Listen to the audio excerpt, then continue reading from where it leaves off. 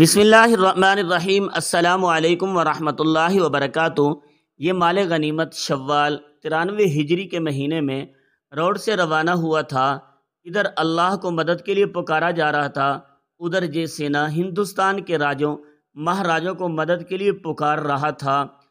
اس نے اپنے ایلچی ہر طرف بھیج دیے، سب کو یہی پیغام بھیجا کہ اس کے باپ نے اسلام کے سیلاب کو روکنے کے لیے اپنی جان دے دی ہے، اور معلوم ہوا ہے کہ اسلامی فوج کے لشکر نے اس کا سر کاٹ کر عرب کو بھیج دیا ہے۔ اس نے سورک باشی راجہ داہر کی کنواری بھانجی کو بھی عرب بھیج دیا ہے۔ اس نے کئی پنڈتوں کو بھی قتل کروا دیا ہے۔ اگر آپ سب اسے روکنے کے لیے اکٹھے نہ ہوئے تو آپ سب کے سر عرب چلے جائیں گے، اور ان کے ساتھ آپ کے جوان اور کنواری بیٹیاں بھی جائیں گی، اور ہمارا مذہب جو دیو دیوتاؤں کا سچا مذہب ہے ہمیشہ کے لیے ختم ہو جائے گا۔ اس کے پیغام کے الفاظ بہت ہی اشتعال انگیز تھے۔ اس نے جن راجوں وغیرہ کو پیغام بھیجے ان میں سے اس کا اپنا بھائی گوپی بھی تھا، جو روڑ کے قلعے کا حاکم تھا، اور روڑ پر مسلمانوں کا قبضہ ہو جانے کے بعد کہیں اور چلا گیا تھا۔ اس نے اپنے بھتیجے دار سینا کو بھی پیغام بھیجا، جو قلعہ بھانیہ میں تھا۔ وہ اس قلعے کا حاکم نہیں بلکہ قلعے کا مالک تھا۔ جی سینا نے چندر کے بیٹے ڈھول کو بھی پیغام بھیجا۔ اس کے اپنے قریبی رشتہ داروں نے تو اسے مایوس نہ کیا، لیکن مختلف جگہوں کے حاکموں نے اس کے ساتھ ملنے کی بجائے روڑ جا کر محمد بن قاسم کی اطاعت قبول کر لی۔ بحرو اور دہلیہ کے حاکموں نے بھی آپس میں صلاح مشورہ کر کے جی سینا کو پیغام کا جواب دیا کہ وہ اس کی مدد کو نہیں پہنچ سکیں گے، کیونکہ مسلمانوں کا لشکر بہت قریب ہے، اور قلعوں کو خالی چھوڑ کر نکل جانا عقل مندی نہیں ہے۔ انہوں نے جی سینا کو یقین دلایا کہ وہ اپنے اپنے قلعے میں رہ کر مسلمانوں کا مقابلہ کریں گے، اور محاصرے کو لمبا کرنے کی کوشش کریں گے، اور یہ بھی کہ وہ اپنے دستے باہر بھیج کر مسلمانوں کو جانی نقصان پہنچاتے رہیں گے، تاکہ وہ برہمن آباد تک پہنچیں تو ان کی نفری کم ہو چکی ہو۔ مال غنیمت اور جنگی قیدوں کا قافلہ، جس کا امیر کعب بن مخارق رابسی تھا، کوفہ میں داخل ہوا تو شہر کے لوگ امنڈ کر باہر آ گئے۔ کعب مخارق اور اس کے ساتھ جو مجاہدین تھے وہ بازو لہرا لہرا کر فتح مبارک ہو کے نعرے لگا رہے تھے۔ عورت مجاہدین کے قریب آ گئی، کوئی اپنے باپ کا، کوئی اپنے بھائی کا یا اپنے بیٹے کا، اور کوئی اپنے خاوند کا نام لے کر پوچھتی تھی وہ کیسا ہے۔ حجاج کوفہ میں تھا۔ یہ مال غنیمت پہلے دمشق خلیفہ عبد المالک کے پاس جانا چاہیے تھا، لیکن حجاج کے پاس جا رہا تھا، کیونکہ حجاج خلیفہ پر غالب آ رہا تھا۔ دوسرا یہ کہ اس سندھ کی فتح حجاج کا عزم تھا۔ خلیفہ اتنی زیادہ دلچسپی کا اظہار نہیں کر رہا تھا۔ حجاج کی شخصیت کے سامنے خلیفہ کو کوئی اہمیت حاصل نہیں تھی۔ حجاج نے جب لوگوں کا شور اور غل سنا تو اس نے اپنے دربان سے پوچھا کہ کیسا شور ہے۔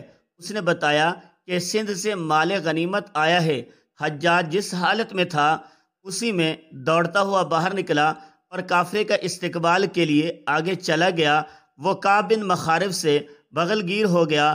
حجاج نے سارے شہر میں منادی کرا دی کہ تمام آدمی جامع مسجد میں جمع ہوں، جہاں نماز کے بعد انہیں سندھ کی نئی خبر سنائی جائے گی۔ ظہر کی نماز کا وقت تھا۔ کوفہ کے لوگ جامع مسجد میں جمع ہو گئے اور حجاج کی امامت میں نماز پڑھی۔ نماز کے بعد حجاج کے حکم سے راجہ داہر کا سر نیزے پر اٹھایا گیا، اور نیزہ حجاج نے اپنے ہاتھ میں لے لیا۔ اس نے نیزہ اوپر کر کے لوگوں کو دکھایا۔ کوفہ کے لوگوں کو حجاج نے کہا، یہ اس مجرم کا سر ہے جس نے ہمارے جہازوں کو اپنے ساحل کے قریب روک کر لوٹ لیا، ہمارے ان آدمیوں کو اور ان کی بیوی بچوں کو بھی قید میں پھینک دیا تھا جو ان جہازوں میں سوار تھے اور سردیپ سے حج کا فریضہ ادا کرنے آ رہے تھے۔ اسے اپنے طاقت پر اتنا بھروسہ تھا کہ ہماری بات ہی نہیں سنتا تھا۔ آج اس کا سر دیکھ لو۔ محمد بن قاسم اور مجاہدین کی فتح کے لیے دعا کرتے رہا کرو۔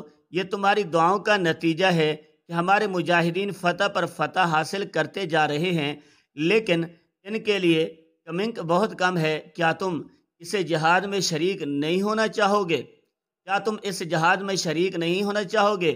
سندھ کے محاذ پر کمنگ کی ضرورت ہے۔ اگر تم لوگ وقت پر نہ پہنچے تو سندھ میں مجاہدین کے دل ٹوٹ جائیں گے۔ خدا کی قسم تم نہیں جاؤ گے کہ مجاہدین صرف اس لیے ہار جائیں گے کہ ان کی نفری کم ہو گئی تھی، یا مسلسل لڑتے لڑتے ان کے جسم ٹوٹ پھوٹ جائیں گے۔ حجاج اتنا ہی کہہ پایا تھا کہ لوگوں نے لبیک یا حجاج لبیک کے نعرے لگانے شروع کر دیے، اور بہت سے ایسے آدمیوں نے جو لڑنے کے قابل تھے اور جو مسلسل پیش قدمی اور لڑائی کی صحبتوں کو برداشت کر سکتے تھے، سندھ کے محاذ پر جانے کے لیے اپنے آپ کو پیش کر دیا۔ حجاج نے حکم دیا کہ ان تمام آدمیوں کو باقاعدہ طور پر فوج میں شامل کر لیا جائے اور ان کی تربیت بھی شروع ہو جائے۔ حجاج نے تمام تر مال غنیمت خلیفہ ولید بن مالک تک پہنچانے کے لیے دمشق بھیج دیا۔ اس نے راجہ داہر کی بھانجی حسنہ کو بھی خلیفہ کے پاس بھیج دیا۔ مال غنیمت کے ساتھ حجاج نے خلیفہ کے نام ایک خط بھی لکھا جس کے الفاظ کچھ اس طرح تھے کہ میں جانتا ہوں کہ آپ کو پسند نہیں تھا کہ سندھ کی فتح کی مہم شروع کی جائے، لیکن میں نے آپ سے اپنا فیصلہ منوا لیا۔ آپ کو یاد ہوگا کہ میں نے آپ سے وعدہ کیا تھا کہ سندھ پر حملہ اور وہاں کی تمام تر جنگ کے اخراجات میں پورے کروں گا، بلکہ آپ کو اخراجات سے خاصی زیادہ رقم پیش کروں گا۔ آپ دیکھ رہے ہیں کہ سندھ سے کتنی بار اور ہر بار کتنا مال غنیمت آ چکا ہے، اور اس میں کس قدر سونا اور کتنی قیمتی اشیاء آئی ہیں۔ حجاج بن یوسف نے یہ بھی لکھا کہ یہ تو زیور جواہرات ہیں جو دنیا میں جاہ و جلال قائم رکھتے ہیں، اگلی دنیا کی بھی سوچیں۔ جہاں ہم سب نے لوٹ کے جانا ہے، وہاں زیور جواہرات اور دنیاوی جاہ و جلال اور گھوڑوں ہاتھیوں پر سوار لشکر کام نہیں آئیں گے۔ میری کمسن بھتیجے نے اسلام اور سرزمین عرب کے سب سے بڑے دشمن راجہ داہر کو شکست ہی نہیں دی، بلکہ اس کا سر کاٹ کر بھیجا ہے، اور میں یہ سر آپ کی طرف بھیج رہا ہوں۔ یہ وہ سر ہے جس میں بادشاہی کا غرور اور فتور سمایا ہوا تھا، جس نے اللہ کی وحدانیت اور نبی کریم صلی اللہ علیہ وآلہ وسلم کی رسالت اور اسلام کی صداقت کو قبول کرنے کی بجائے دشمنی کی تھی۔ اور اس میں کیا شک ہے کہ یہی وہ لوگ ہیں جو خدائے ذوالجلال کو اپنا دشمن بنا لیتے ہیں۔ حجاج نے خلیفہ کو یہ تفصیل بھی لکھی کہ محمد بن قاسم کی فتوحات میں کیا تازہ اضافہ ہوا ہے اور آگے کیا ہوگا۔ تاریخوں میں لکھا ہے کہ جنگی قیدیوں کے ساتھ جب مال غنیمت کا قافلہ دمشق میں داخل ہوا تو کوفہ کی طرح دمشق میں بھی لوگ باہر آ گئے۔ وہ تکبیر کے نعروں کے ساتھ جنگی قیدوں پر کانوں کے تیر برسا رہے تھے اور طنزیہ کہکے بھی لگاتے تھے۔ دمشق کی گلیوں میں اسی ایک آواز کی گونج سنائی دے رہی تھی کہ محمد بن قاسم نے سندھ کے بادشاہ کو ہلاک کر دیا ہے۔ گلی کوچوں میں صرف محمد بن قاسم کا نام سنائی دے رہا تھا، ایک آواز یہ بھی سنائی دے رہی تھی کہ محمد بن قاسم نے انتقام لے لیا ہے۔ سارے شہر میں جشن کی کیفیت پیدا ہو گئی تھی۔ بعض نے جوش میں آ کر نعرے بجائے شور کر رہے تھے۔ صرف ایک آدمی تھا جس کے چہرے پر مسرت کا ہلکا سا بھی تاثر نہیں تھا، اس پر سنجیدگی چھائی ہوئی تھی۔ سنجیدگی کی برچیاں کبھی کبھی گہری ہو جاتی ہیں۔